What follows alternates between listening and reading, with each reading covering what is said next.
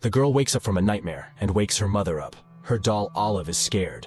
The doll ordered them to hide because the breathers had found them. Mom is not happy. They had agreed not to talk about these creatures anymore. Besides, Dad is protecting their peace. They walk through the dark corridors to check on Dad. Wearing imaginary glasses, Dad tells them how many times he's completed solitaire during his shift. And as long as his mischievous daughter's little footsteps haven't sounded, no creature has dared to disturb their peace. But the girl is worried, so she climbs the stairs to check the hatch. Then she signals to her parents that everything is fine. Later, Claire turns on their own son, and the girl is trusted to make a mark. She counts them. They hide 301 days. That's the number of days they've spent underground. Mom suggests eating beans, but Zoe wants peaches. Claire has to retrieve the can of peaches. While the parents are busy fixing the water pump, Zoe opens the can, and it's empty. There's a hole in the side. Someone managed to open the tin and take out the fruit. The family begins to check their supplies, and almost all of them are empty. People wonder, who could have teeth like that, and how did the unknown intruder get inside? Claire notices the ventilation window. Breathers won't fit through it, but a rat easily could.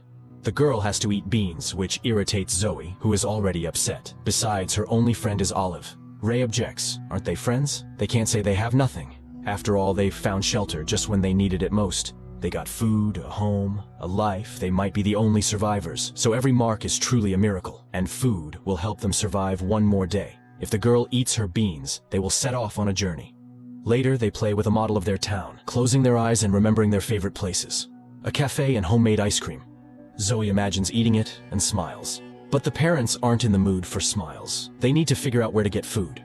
Ray is ready to go to the surface, but Claire reminds him that they are still being wanted. And although Ray is willing to do anything for their daughter, Claire no longer believes in miracles. Claire engages in math with her daughter, playing a homemade game. The girl asks questions, wondering if they are really the only ones left. Claire suggests taking a look on the surface. They pull out a homemade periscope through the hatch and survey the surroundings. The school, the playground, and no one. Dad was right. They are the only ones left.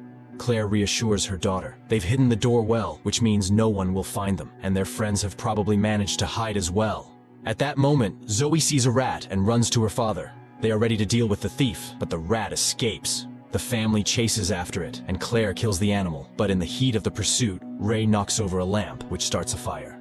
Moments later, the model of the town ignites. The adults try to put out the emerging fire, but the water pump malfunctions again. Nevertheless, the parents manage to extinguish the fire, but Zoe is lost in the darkness. They find their frightened daughter under the bed. The breathers are sure to see them because the smoke from the fire is coming out of the grated window. The family goes back in time. Mom cooks food and Dad hugs her. Claire talks about Zoe's friendship with the neighbor boy Joey. Ray is worried. He doesn't like the boy. And then the girl notices the neighbors hurrying somewhere. The parents go outside, and when they ask Joey, he tells them about a virus that is affecting people severely. The family leaves, advising them to leave as well. People see the town's population hurriedly dispersing. In the kitchen, a fire alarm goes off. The bacon in the pan is burning, and now the smoke rises to the ceiling and exits through the ventilation window. The family hopes that, on the surface, it's dark and no one will spot the fire's traces. Ray raises the periscope, and the smoke is clearly visible. Claire is frantically searching for a solution. Ray tries to calm his wife. Even if they see the smoke, by the time they reach this place, it will have dispersed, and they won't find the entrance to the shelter. But it doesn't comfort her. They will realize that someone is here. Claire touches the burnt wood. She leaves ashes. Zoe understands. They are no longer hidden. Claire suggests going up and clearing the scattered ashes. She insists that her daughter closes the door behind them and absolutely does not open it. The girl is against it. She can help too. But the mother remains adamant. Ray opens the hatch and they emerge to the surface. Zoe is left behind. Hugging her doll, she persuades herself not to be afraid and pulls out the periscope. She sees her parents, and behind them, figures. The girl tries to warn the adults, but they don't hear her scream. Zoe rushes to the stairs, but her parents are nowhere to be seen. The girl runs around in fear and bumps into her mother. Claire is furious. She had asked her to stay downstairs, but Zoe cries out that she saw breathers. And then, from the wall's opening, deer come rushing out. The animals run past the people. Ray laughs. It's just deer. But Zoe points out that they looked scared, and Claire supports her daughter. They were running away from something or someone. They need to get back to the shelter urgently. The people descend, leaving the burnt model town on the surface. But once they are in the shelter, they hear footsteps above. The frightened girl is crying, and Ray comforts her, showing her a surviving toy car. With it, you can go anywhere. The little one wants to go to her bed. Her father closes her eyes and tells her how she finds herself in her own room and in her own bed. He tucks her in with a warm blanket, hugs her toys, and kisses them goodnight. Then he looks at the ceiling where glowing stars hang, and the room is always bright even when she's asleep. Zoe calms down, but outside there's noise. Dust falls from someone's footsteps. Then there's a knock. The people hold their breath, and suddenly, Zoe notices that her doll has gotten caught on a pipe. The string snaps, and the doll starts talking. Her father dissects the toy, cutting out the talking device while Claire covers her daughter's mouth. The noise from above subsides, but then there's a strong impact. The chains holding the hatch start to break.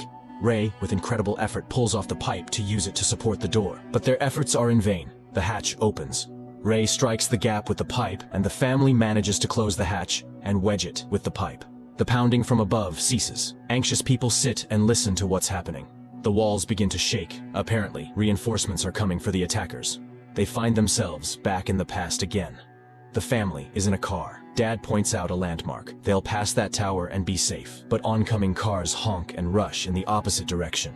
The people can't understand anything until they reach a blocked road. A voice from a helicopter announces that a quarantine has been declared and they cannot leave the city. And back to the shelter. Zoe understands the breathers are already here. The hatch opens. The family runs through the corridors. Claire sets a curtain on fire and they block the entrance. The door is blocked, but there's a ventilation hatch. Claire is the first to crawl out and pulls Zoe with her, but Ray can't fit through the narrow window and dislocates his shoulder while trying to get to the surface. He almost succeeds, but suddenly he is pulled down. Through the smoke, the woman and the girl see movement below and realize that their father is fighting someone. Zoe rushes downstairs, but Claire grabs her daughter and runs away. They hurry through the dark forest and reach a road clogged with cars. From above, they hear helicopter sounds. They are covered by a net, and in the next moment they are surrounded by people in protective suits. These are the breathers. In the past, we see the day when they tried to leave the city. Standing on the road, they see military planes circling above their town, and in the next moment, they burn it to the ground. Claire is in shock. They were ordered to return to the city. The survivors try to escape. The family runs into the mountains. Nearby is a school, and there's a shelter there. The planes are incinerating those left on the road. They manage to reach and descend into the bunker before the planes strike from above. People inspect the shelter. It's well prepared. Plenty of food and even toys and a doll. Ray is sure it won't last long. What happened was a mistake, and then Claire shows her hand. She cut herself. If the virus is airborne, they are infected. Mother and daughter are back on the road under the net. Their blood is taken. Claire pleads for them to be released. They are asked questions. How long have they been in the shelter? Have they had contact with anyone? And after hearing the answers, they express regret. But the men raise their weapons. They have orders. The woman starts to transform and thrashes in the net. Suddenly blood spurts from the soldier's neck, and Ray appears behind him. But he looks hardly human anymore. He attacks the soldiers and scatters them. The survivors open fire. The commander reports that 4 of his subordinates have been killed, and they've captured 2 targets. But while this battle was going on, Claire and Zoe escaped. The military is searching for them. Zoe hides in a car. Suddenly, she sees Claire moving at inhuman speed, scattering the pursuers. The woman orders her daughter to run. A soldier is ready to shoot her, but then Zoe rushes at the soldier. She also transforms and is willing to kill anyone with beastly cruelty. Her mother stops her. She returns to her normal form and asks Zoe not to kill the man, but the daughter attacks her mother. Claire shouts the rule they memorized in the bunker. She can stop. The girl stops and regains her senses. Zoe tends to her mother's wounds and they leave, leaving the soldier behind, and he starts to mutate. They find Ray, who has also returned to his human form, but he is dying. The family says their goodbyes. The father asks his daughter to embark on a journey and dies. Claire hears a helicopter and grabs Zoe. They need to hide.